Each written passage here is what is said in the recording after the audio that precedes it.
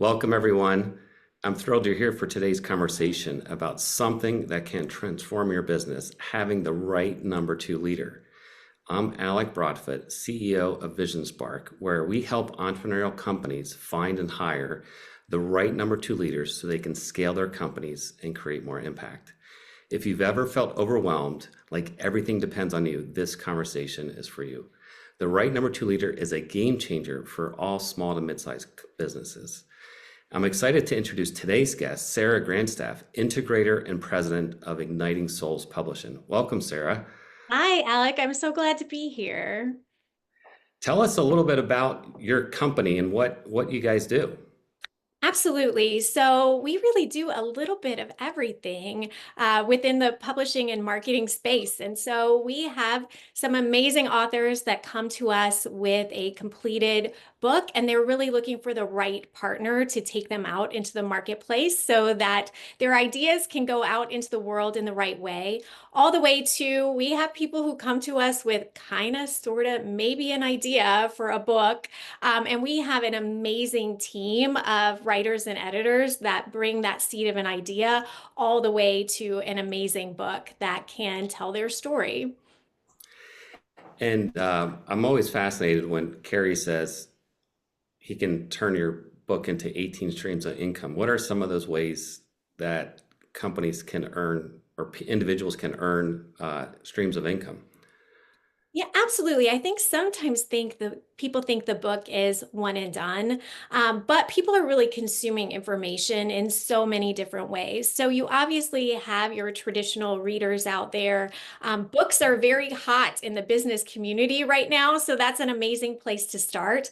But people also consume information, in audio forms, in course forms. People do like to go to live events and engage with our authors in that way, whether that be they are out speaking or they're doing some consulting, or even, just hosting, a retreat around their amazing ideas. So the sky's really the limit in terms of what you can do with the content in your book. And I think that's the place where we really start with all of our authors and clients is making sure they understand that the concepts in their book really are intellectual property and they are the owners of their intellectual property. And really, the sky's the limit in terms of what they can do with that content. We've seen people produce it into documentaries, all the way to, a lot of our clients use their books to really propel their existing business, but some people use it to create a brand new business from scratch. So it's really a collaborative process in terms of not just getting the book out, but really promoting what are some other avenues you can use this content for to really scale your business. Yeah, Sarah, tell the listeners here that I used your company to help do the second version or I guess the second edition, or it was a relaunch of my book, Hiring the Right Number Two Leader, and it was just a wonderful experience working with your company and how you guys packaged it and created the cover and some things to do in the book that would create some impact. And then really appreciated your guys' wisdom on how to market it effectively. And we through that we were able to be number one on Amazon bestseller and got on the Times Square one of their jumbotrons there, and so that was really cool. I felt like I was famous for a second, so that was really cool. Now, tell us your role in your company. Like, what are your responsibilities? Absolutely. So, as president and integrator, my role is really to be that number two leader that you talk about, right? So, I really am the backup to Carrie Oberbrunner, our amazing CEO. But then I also am really the point person internally within the organization in making sure that we have the right team members who are working within their unique ability so they can best service our clients so that they get the amazing experience and that their book does get traction out in the world. And so you like in terms of the job functions, like there's sales, there's finance, there's operation, customer service, marketing, HR. Do you oversee every one of those areas? Yes, but I will say I have some amazing team members that support that. And Mhm. so in a lot of those buckets, my role is just to make sure that it's moving, and that it's, moving in a synergistic way with all of those other buckets. In others, I am the point person. So I, am very privileged to do a lot of our sales functions right now, which is where I really get to interact with our amazing team. And it has allowed me to really understand what it takes in that role. And as we scale, I will be looking for the right person, to take that on. And I think sometimes it is in that number two role, really understanding, which functions do I need to learn about and, take charge of, and which ones is it really best for me to find somebody that truly is their gift, so that we're always moving at the maximum speed possible. And so with Kerry being the CEO and visionary, what are his responsibilities in your company? Absolutely. So he is really the face of our company. And over, his over 20 years of running this company, I feel like he has built up so much trust in the marketplace.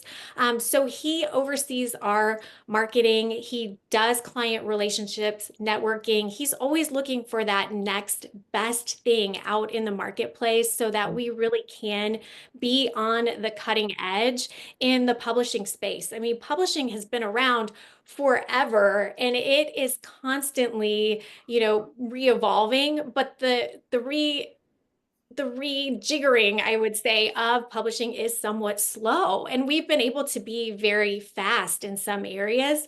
And I think because Carrie can kind of see before other people what that next opportunity is. And then he has an amazing team behind him to figure out how do we get there faster than anyone else.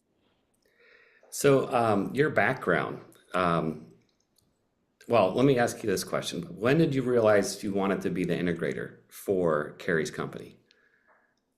So that's such a good question because I didn't even know what an integrator necessarily was, before I signed on. So I found Carrie through, his work in publishing, and I could see that he was, really a disruptor. And I, was so curious as to how he was doing it. And so I signed up for one of his masterminds to really learn about it. I really thought at some point I was maybe going to, leave corporate America to go start my own business. But in getting to know him and understanding a little bit more about how entrepreneurial companies worked, I really found, he introduced me to this concept of, a visionary and an integrator. And when I really looked at my background and my unique abilities and where I really was able to shine in the course of my career, I said, that's it. That's a role that I did not know existed, but I know that's a role for me. And I got to take, the visionary integrator test, and I was just a little bit more integrator than I was visionary. And so, Carrie really gave me this amazing opportunity to really learn about, what being an integrator was. He gave me some time to kind of decide if I really was ready to make that career move. But I really knew in my heart that, from everything that I knew from, the industry that I was in and kind of where it was going, the idea of being able to take everything that I had learned from working in corporate America instead of throwing it away and bring it to an entrepreneurial space where I could move faster, I could be a decision maker, I could really, help maximize my team, not just based on traditional metrics, but ensuring that they were able to, bring their best selves to work every day. It was just really an offer that I couldn't refuse, right? I couldn't turn down the opportunity to one, continue to learn about the role of the integrator, but two, to work in an entrepreneurial space, because I really think that is where all the innovation is happening in this country. And it's just a very exciting, it's exciting to work in it, but it's also exciting in the course of what we do to meet other entrepreneurs and see what they're doing in the world. That's so good. And so like when you were in corporate America, what were some of your superpowers when you were there? What were some of your unique abilities there, and how did those translate into, or how did you make those more effective in an entrepreneurial company, which is vastly different than corporate America? Absolutely. So I think one of the first things is in the entrepreneurial world that we work in, I'm very privileged to work with Strategic Coach and work with EOS. And through them, I've gotten to learn about, the Colby tools and Working Genius and all kinds of other amazing tools. And I think really where it started was, being excited by the fact that people were taking time to kind of learn what their superpowers were, right? Even talking Mhm. about superpowers, I'm not sure if I look back on it as something that happens a lot in corporate America, and I really feel like it should. So once I was able to kind of take those tests, I was able to put some language to things that I inherently knew were my right fit things to do versus what wasn't. And that just right off the get-go was such a relief, right? Like, it's okay that I'm not great at all of these things that might be on, a traditional job role, because I am great at these other things that are, moving the company forward. And so I think that was really the first like aha for me. Like, okay, there's there's no good or bad. There's just, better fits for things. And so through kind of being able to use some of those tools, one thing that's in my Working Genius is discernment. And I think when I was managing, large teams, that was really my gift. I just didn't have a language for it, right? It was, we need to do first things first, right? Here are the things within our time and resources that we need to maximize and capitalize on to hit our goals. And here are the things that, can wait till tomorrow, or maybe need to fall off of our plate, or just because they're on the checklist doesn't mean that we should be, spending an hour a day on them. And I think, it really was, moving from, I felt a great sense of relief of not having to just check things off a list, but being able to put language to this is why we're doing this task, and this is, what it really means in terms of, the profitability of the business, the satisfaction of the client. We can throw away things that don't make sense anymore. I think it is, I've always had this ability to kind of cut through the bureaucracy. But the bureaucracy pushes back in large corporations, right? Whether that makes sense or not. And in more nimble organizations, we can decide in the morning, does this make sense or not? And we can be done with it or have created a process for it, within an hour, within a day, within a Mhm. week. And so I didn't know that was really my gift, and my biggest contribution was discerning what we needed to do, first, and then being able to quantify it and sell that vision to the team, until I was really able to do it as, my best self within this entrepreneurial Mhm. space. So I would even argue like you're probably not the typical person that works in big companies, corporate America, right? Like pushing back on bureaucracy. I would say that you were entrepreneurial within corporate America. I would say yes. And I am so grateful for my experiences there and Mhm. everything that I learned. I mean, I feel like I really, have so many wonderful experiences and met so many people. But yes, you're totally right. At the end of the day, I am probably not the right fit for that type of structure to really be my best self.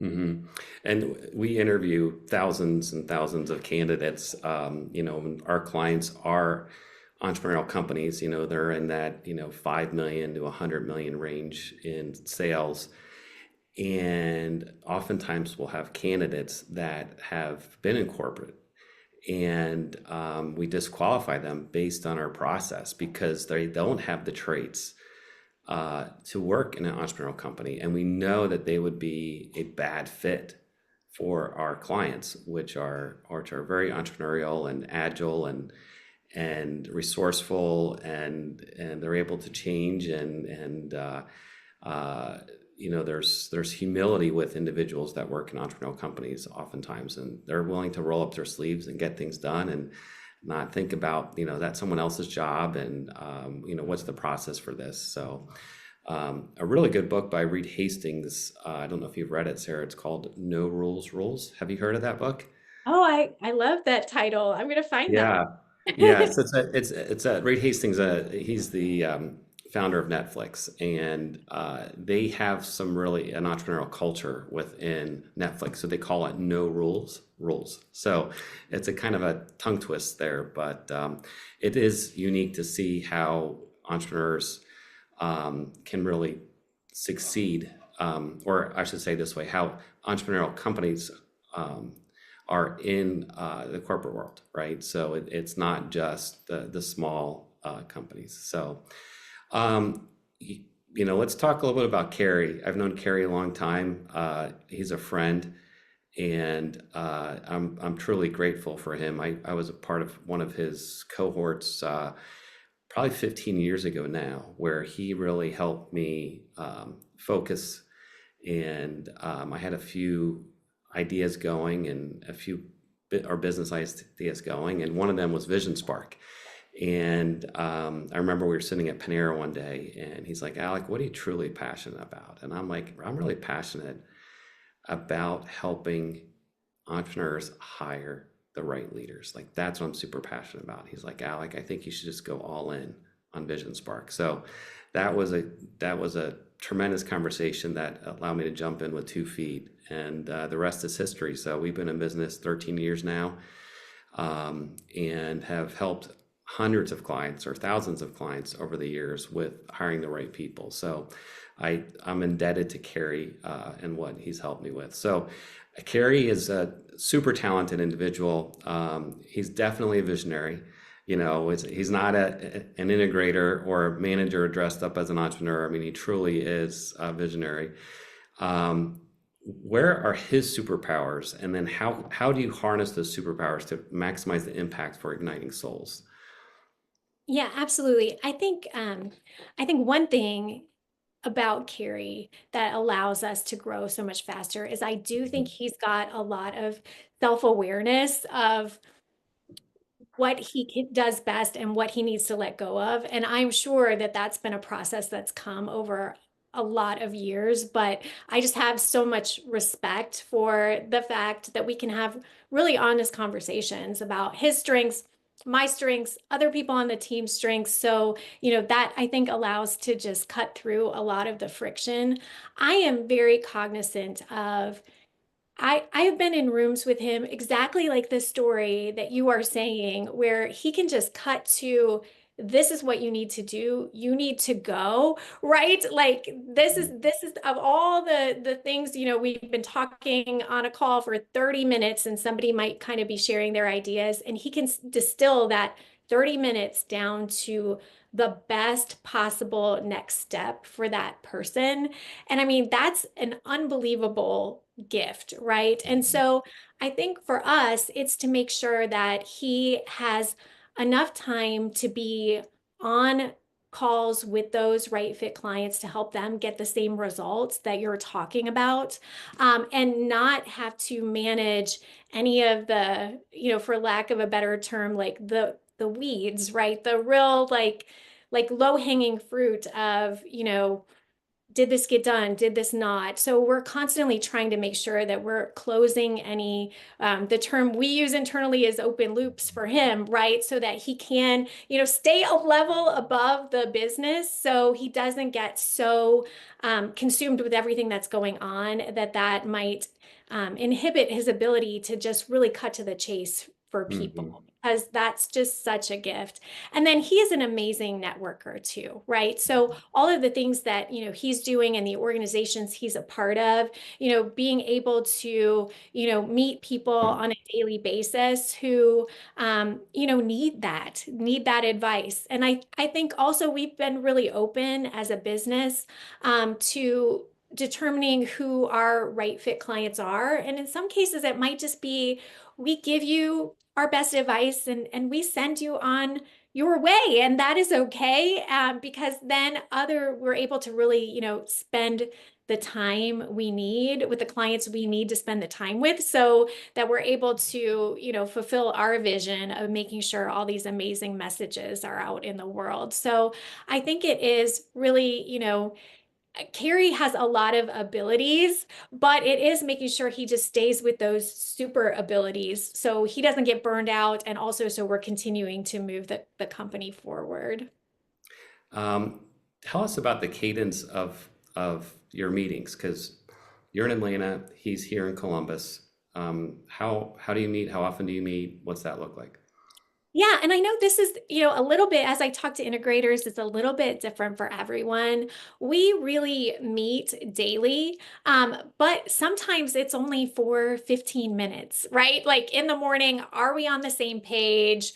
Okay, this is what I need to do. This is what you need to do. Go, right? And then other times it really is to, carve out that dedicated time so that we can make sure that we are, on the same page, have the same vision. We're moving, the whole team to that vision. So I think he and I are both very open to and available to, adding meetings if we need to, but really we found over time that having that touch base where we know that we're available in the morning, we're working on the same page, allows us to both kind of spend our day, doing the things that we need to make sure the business is moving forward. And when it's super natural for visionaries and integrators to sometimes not be aligned. And how does that work? And when you and Carrie are on different pages, or he may have a phenomenal idea and you don't think it's a great time for it, or it's not good for the company to do it. Tell us how you guys work that out. Yeah, absolutely. I think it is just, having constant communication about it. And I think over time, as I've been with the company longer, I have more confidence in being able to explain why I don't think something will work. And he's been very open to listening to that. He's also very good about explaining the vision to me so that typically, if I can understand it and I can understand how we can execute it and ultimately what the ROI is on it, I can move pretty quickly. So typically where there is friction is when I can't determine how our team can actually execute it, or I don't 100% understand the ROI. And Carrie has been very good about either, we kind of work through those logistics and decide, that it's worth it. Or he's also very good about, I see your point, this piece isn't fitting right now, or this can't, we've got a list of 10 priorities. This one doesn't fit in those 10. He's very good about, us being able to sideline those things. And the reason for that, I think, is because we do talk so frequently, so we're not getting off track, right? We're working for the same company that's moving, our entire team in the same direction to hit our goals. I think if either one of us kind of, took a fork and was going opposite ways, I think it would be very hard for those. I could see how some of those conversations might be more challenging than they are for us. So I would say it is just constant communication. And so it's, having formal communication on the calendar that's not negotiable. It's also being open to informal communication, as it makes sense to have just a quick call, because sometimes things just don't translate in a text message or an email. And so it's like, hey, can we talk about this? Because I don't think, the vision came through in this message, and making sure we have time for that. Our team is also on Slack, and we try to manage that during like normal business hours so people aren't, worried that we're going to track them down on Saturday or anything like that. And so I think that's also cut down on a lot of friction with our team too, in that, we're very reachable. Send us a message, we will answer it as soon as we can. Hmm. Yeah, So they don't get that's off track either that way. yeah. It just everything I'm seeing and observing about your company, you guys are just absolutely killing it in every area. So it's kudos to you. Behind every great visionary is also an awesome number two leader. So I'm curious, Sarah, what has been like maybe one of your biggest mistakes in your role here at Igniting Souls? Yeah, so I was kind of thinking about some of those things, and I think it does come down to, being able to trust my gut a little bit, right? And so I think, discernment, I kind of said, was one of my working geniuses. And there have been times where I just know, right? I know something is not going to go the way that maybe we think it is, whether it's with Carrie or with another team member. And I think confidence, Dan Sullivan talks about this all the time, like with the 4 C's. And something I learned from Coach World is, I have developed confidence to be able to articulate to Carrie or to my team why I don't think something would work. And I think prior to having that confidence, I let things go maybe too far before I spoke up. And so I think that was something, transitioning from corporate to the entrepreneurial world. As I'm bringing on new team members, it is making sure that we're building up that confidence so that they can, advocate for themselves, advocate for their clients, let us know when something is going off track. So I think all of the mistakes that I would say I have made have boiled down to either not communicating, waiting too long to have a conversation with someone, or not spending the time to really clarify the message that I'm trying to say to myself so that, Carrie or the team understands the importance of what I'm saying, right? Like, I believe this. This is why I don't think we can go down this road. So, you know, I feel like mistakes, especially, with what we do, like can be fixed, usually with an apology or just fixing Hmm. them, honestly. And so that's kind of the amazing thing about, the role that we're in is I think mistakes don't get too big as long as you're humble and willing to communicate and apologize and make them right. So I would say it all just comes down to communicating sooner.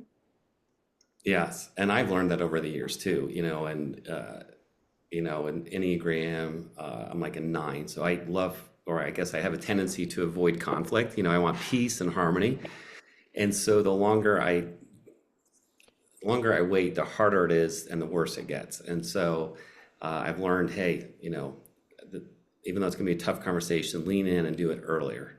Yes, absolutely. So I think that's my biggest takeaway for sure. And I'm a 9 too as well on print. And so I completely hear what you're saying. Like that's not my natural Yeah, tendency, but I've definitely learned the importance of that. yeah, we're similar. And for those listening in, if you have questions, feel free to put them in the chat. So now, you guys were recently featured by Peter Diamandis. I saw that clip, and that had to be a huge win for you guys. How did that come about? Was that Yeah, just organic, or was there anything behind that, or what happened? absolutely. So I think this goes back to one of Carrie's superpowers too, right? He sees an opportunity and he's going to go after it. So, a few years ago, he heard that Peter was maybe looking for alternative ways in the publishing industry, and he reached out to him. And then we've, had the privilege of being able to work on several projects now with Peter. And I think, I'm so grateful for the remarks that he made about how great it is to work with us. But I think Peter understands, just like we do, that this publishing space is changing. And that, if you can provide the same quality or even in a higher quality product into the marketplace, in a faster, cheaper, more efficient way to get your message out, then he is a smart man and he's going to capitalize on that opportunity. So I think, in terms of how we got here, I think it is, Carrie and our team really recognizing, how can we be more efficient in the publishing space while still getting people the maximum amount of distribution. And then I think, kudos to our entire team for, being able to, keep projects on their timelines and on track and communicate effectively, with Peter's team to make sure that, we were getting everything out in terms of their deadline as well. So I think it is, sometimes things seem like they just happened, but I think it's a lot of groundwork of, Carrie using his networking abilities and then us, making sure that we see ourselves as that disruptor in the publishing space and just continuing to get better every day. The industry you're in has evolved over time because you've had some background in publishing, and we used to have these freestanding stores like Borders and Barnes and Noble, and a lot of bookshops, and now they are mostly gone, right? And so people order books from Amazon. Libraries, I think, are still used not as much, but what's next in terms of your industry? How is it evolving, and what's next? What can we see in the future? That's such a good question. I think it's one that a lot of people are answering. For me, I think, a lot of people talk about like the differences between self-publishing or hybrid publishing or traditional publishing. We consider ourselves to be transformational publishing because our number one goal is for you to get your message out into as many channels as possible. But I think publishing is just going to be publishing. I think the stigma of, hey, I'm a self-publisher, I think is just going to evaporate, honestly. I've told the story to my team, but Taylor Swift put out a book about the Eras Tour, and she cut out the traditional publishers entirely, and found a distributor and took it directly to them, and it was an amazingly successful book.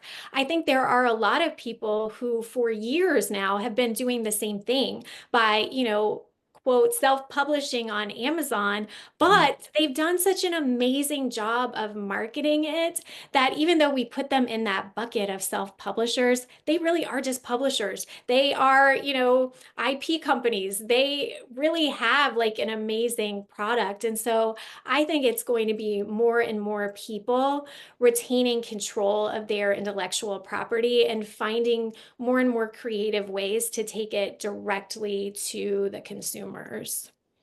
And how is AI playing a part in publishing? I've used AI, and there was a book that I wanted to read, but I didn't have time, and so I just went on LinkedIn, or I'm sorry, went on ChatGPT, and I asked for the main points of the book, and I asked some questions. I said, "What would the author say about this?" I was just blown away. How is that impacting uh, the book industry? Yeah, I think there's positives and negatives in terms of how it's impacting. I think AI is a really amazing research tool. A lot of people use it for brainstorming. Not everybody is born a gifted writer, so it gives them a place to start to get their message out.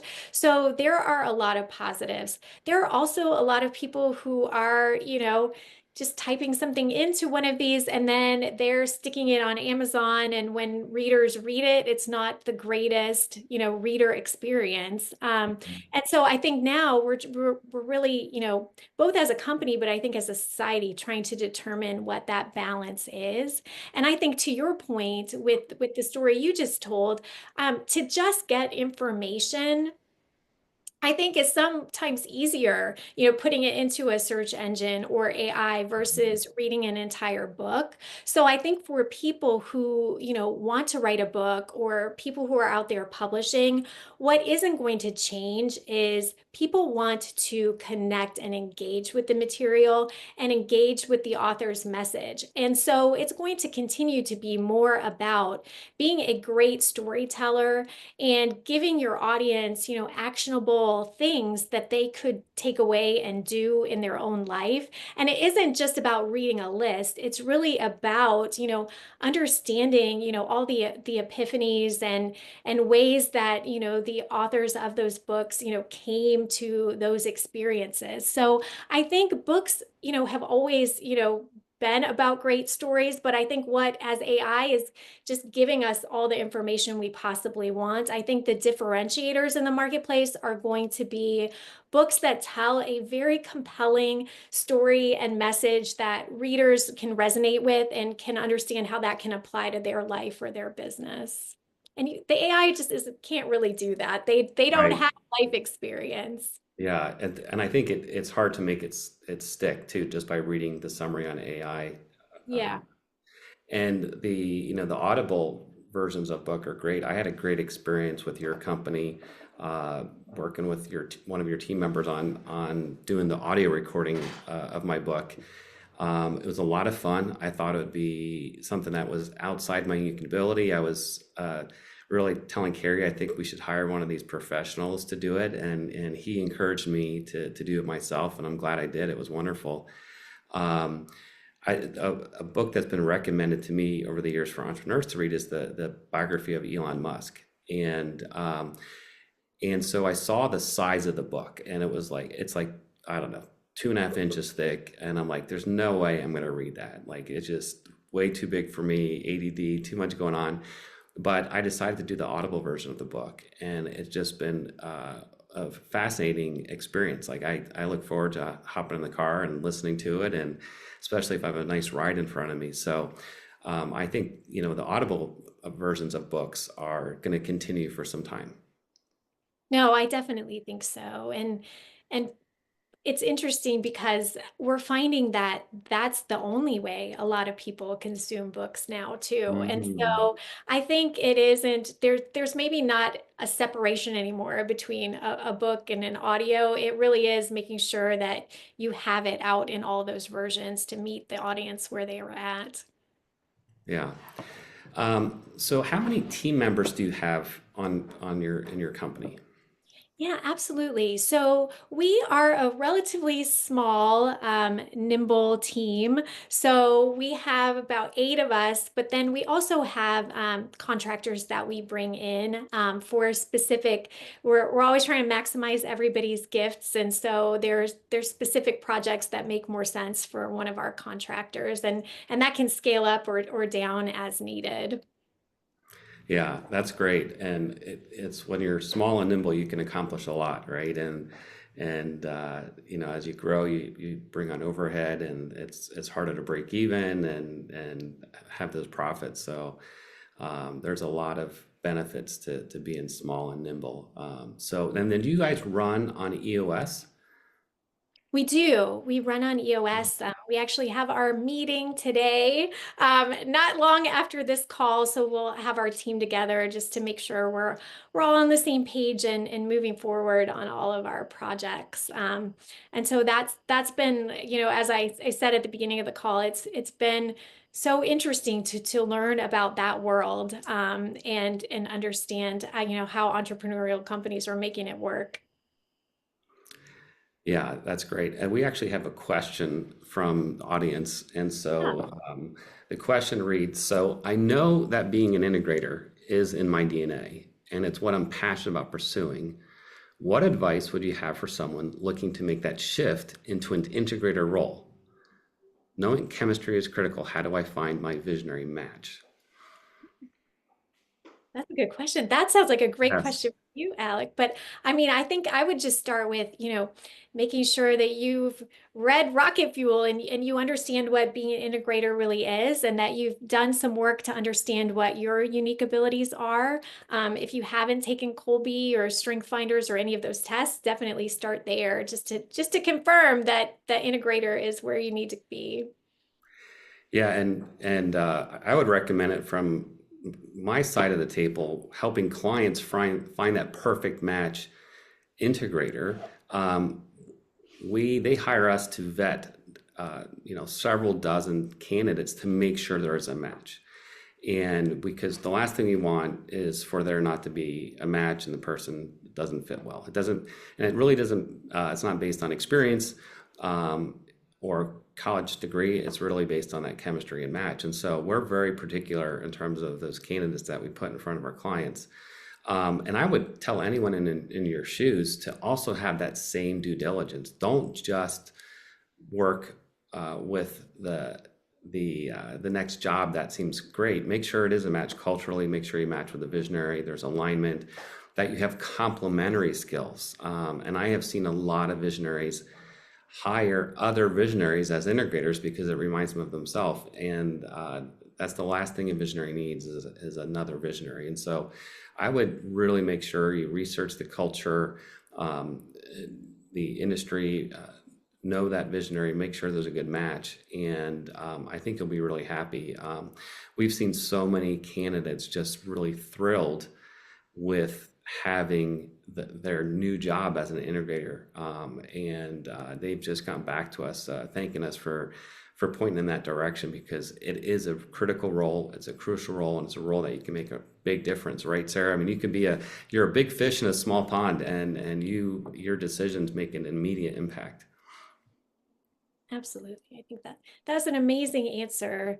And I think the other thing too, I would say is, make sure that you have a passion for continuing to communicate the vision to a team, right? Because I think that's the biggest role, I think, of the integrator is almost translator, right? So Mhm. yes, there's a lot of execution components and things like that, but a lot of times it's just translation of the message, right? And so, if that's something that excites you is, helping a team to continue to understand how they fit in, how their gifts are contributing to the vision of the company, then I absolutely say go for it.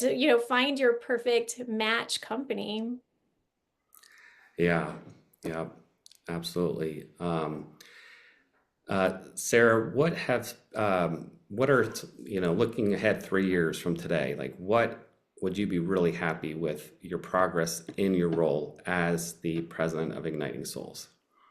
Yes, so I would love to see us continue to grow. I think, what excites me every morning is, really answering the question, how are we going to continue to disrupt and make this publishing space better? And it sounds crazy, but it comes up in small or big ways almost every day.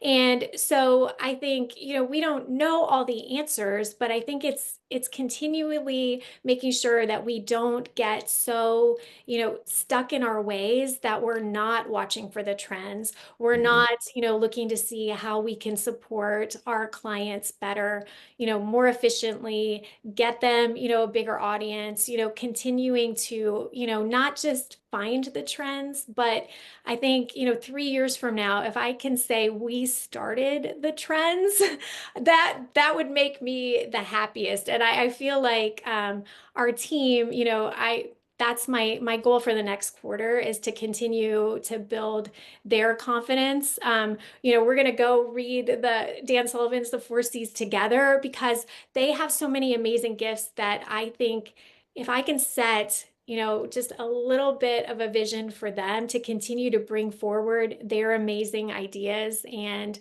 help us continue to refine this space, I 100% believe, with Carrie's vision and support and the amazing team we have, that we can really be the trendsetter in the space.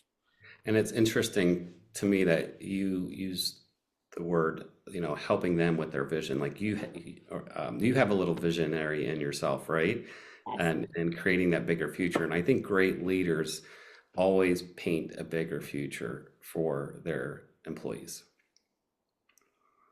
Yeah, I think if you don't, I mean, the cliches, you lose them, but it's a cliche for a reason. That's completely Mhm. true. But I also think the thing that maybe we lose sight of is they are not going to bring their best selves to work every day too, right? If and I think you have to be open to understanding what their vision is too, if that makes Mhm. sense. Because I think in order to really excel, like we talked about in the beginning, I think all of our team members have a little bit of vision in them as well. And we have an amazing team. So that's really my goal, as we continue to work, is not only to bring on the right fit team members, but to really understand a little bit of their vision and how they think they can, bring their best selves to work every day, because that will just make us better and stronger. And I think everything, like we've talked about multiple times, does come back to communication, right? And so how can they feel open to communicate those things to us? Are we creating that environment? And I think that's a constant gut check, right? Because, we've all been on those calls where you ask a question and there's silence. And that's usually where I think, okay, I need to go back and find out, what's causing the silence. I don't think it's because we're perfect. It's because for some reason people aren't open to answering this question. And I have to find a way to make sure everybody feels that the space is open to their answers. One of the aspects that I have found between the visionary and integrator, or a CEO and their president, is trust. The best relationships have utmost trust between each other, and the visionaries can trust the integrators with people issues, with customer issues, with process issues. They could trust them in financial capacity. There's a tremendous amount of trust.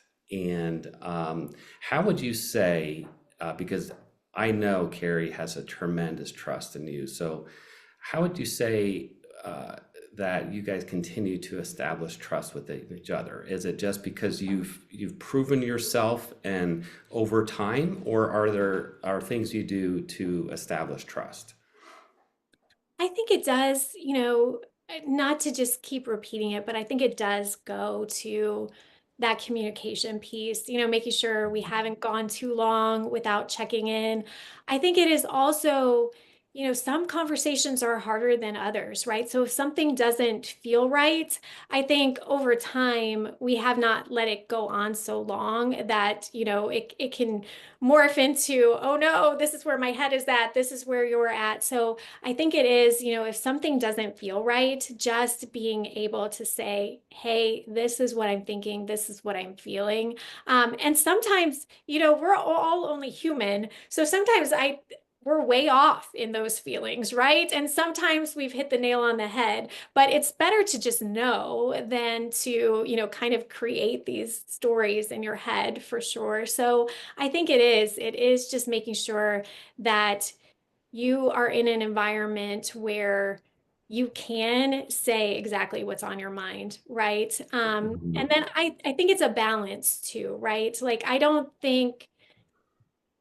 think we all win if we make the best decision for the team and for the company and even for our own personal balance. So I think to Carrie's credit, and I feel like bringing me in, I'm trying to hold the torch, and to our team's credit, is I don't feel like there's anybody that's trying to win a game that we're not all playing, right? So if we all are, doing the best we can every day and are able to communicate, then we're all like moving in the same direction. Once one person gets off track, there is a lot of damage control that has to happen, right? And whether that's, on a project or, just with somebody, dropping the balls on things or whatever, I think the trust comes from just being able to call each other out, whether it's Carrie and me or anybody on the team. And I think over time what has happened is if somebody gets stuck, they will just put in, hey, I need help with this, and it's really a no judgment. It's like, okay, here you go, right? Or even I thought I could take this on. I can't. We need to reassign it. And, so the sooner we can identify that something isn't working, whether it's a time or a budget or a unique ability issue or whatever that is, and we can reassess who can take it on. I think that just establishes trust. So I think it's not just me. It has to be, or Carrie, it has to be the entire team being willing to be vulnerable and raise their hand when something isn't working. And yeah, you're absolutely right. And to those listening in, this is an example of a healthy visionary integrator partnership. And so there are much less issues where it really is communication that can enhance that trust. But for those visionaries that do not trust their integrators, it could be that you've not hired the right level. You've hired someone that is not as competent or capable, and so that's why you don't trust them. And so maybe someone internally, maybe it's a friend, and they're not able to do their job super well.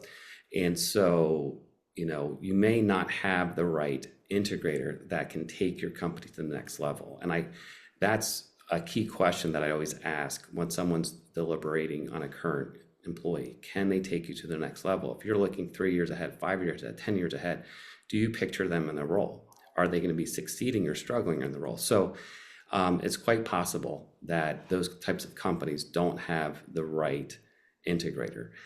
Sometimes it is the visionaries management style. And if there's not trust, that usually means there's fear. And maybe it's not letting go of the vine, not letting go, not delegating well, not letting someone fail. So that could be an issue as well. But generally speaking, is you don't have the right integrator in place. And so I always recommend hire the best you can afford. And I always find that companies usually will pay 10 to 20% more if they can find a rock star. And so I encourage my clients when they're looking for an integrator like you, Sarah, is to really think hard about the future of the company.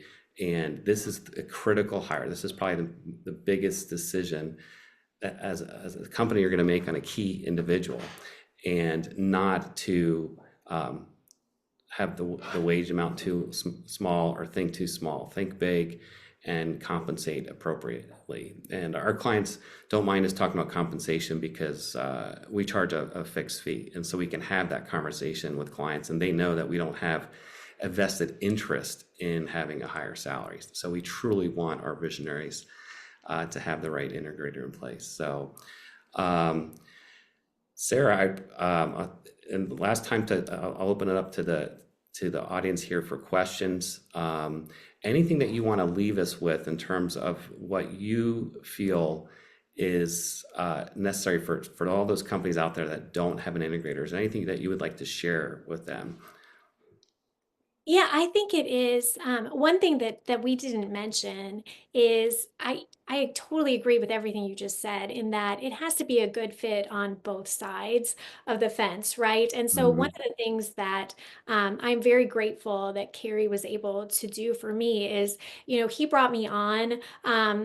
For just a few hours a week to consult on some specific things within the organization where I had expertise. So I was really able to meet the team, really get involved, kind of understand everything that was going on in the company before, we came to the table and, 100% committed to me coming on full time. And so I think that's it. Like if either party is not 100% sold at the beginning, it's probably not going to work long term, right? So whatever it is, if there's one piece of it that isn't resolved before that person signs on, that whatever that elephant is in the room, it's probably never going to get resolved. So have those hard conversations up front.